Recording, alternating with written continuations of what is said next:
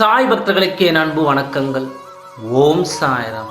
என் அன்பு குழந்தையே, நீ கேட்ட ஒன்றை தந்துவிட்டு போகலாம் என்று வந்திருக்கிறேன். இதைத்தானே நீ எதிர்பார்த்து காத்து கொண்டிருந்தாய். என் அன்பு மகளே, நீ இவ்வளவு நாளாக பல பேரிடம் ஏச்சு பேச்சுகள் எல்லாம் வாங்கியது போதும். நீ இதை பெற்று மகிழ்வுடன் இரு. அவர்களிடம் பொய் சொல், இது என் சாயப்பா தந்தது என்று கர்வமாக சொல். இதில் ஒன்றும் தவறு இல்லை.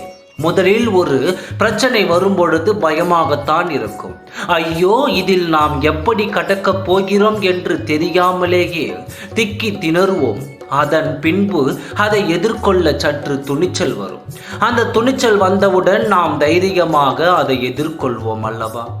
அந்த பிரச்சனை நம்மை விட்டு விலகிய பின்பு அதன் பின் தான் யோசிப்பாய், இதற்காக இவ்வளவு பயந்தோம் என்று. அப்படித்தான் குழந்தையே வாழ்க்கையும். ஒவ்வொரு முறையும் நீ பயந்து வாழ்கிறாய்.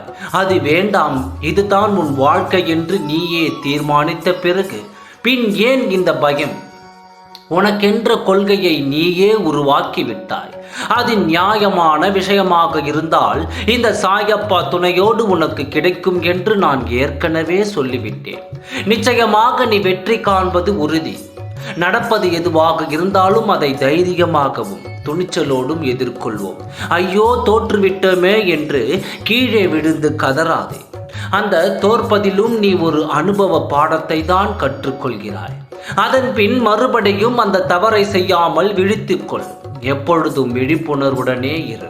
உனக்கான கஷ்ட காலங்கள் எல்லாம் முடிவடைந்து இதோ நல்லது நடக்கப் போகிறது. என் குழந்தைக்கு நான் வழிவகுத்து விட்டேன். உன் வாழ்க்கைக்கான திட்டத்துக்கு நான் ஏற்கனவே உன்னிடம் கொடுத்து விட்டேன். அதன்படி நடந்து கொள் குழந்தையே. உனக்கு ஒரு பிரச்சனை என்றால் நான் இங்கு ஒன்றும் சும்மா இருப்பதில்லை.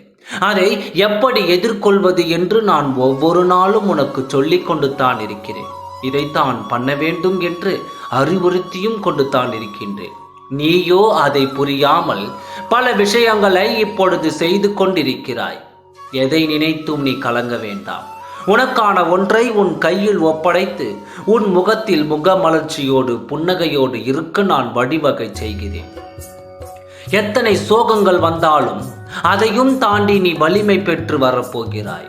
யாரை பற்றியும் நீ கவலை கொள்ள வேண்டாம். உன்னுடைய வாழ்க்கையை தானே நீ வாழப்போகிறாய். அப்படி இருக்கும் பொழுது நீ ஏன் மற்றவர்களை பற்றி பயம் கொள்கிறாய்?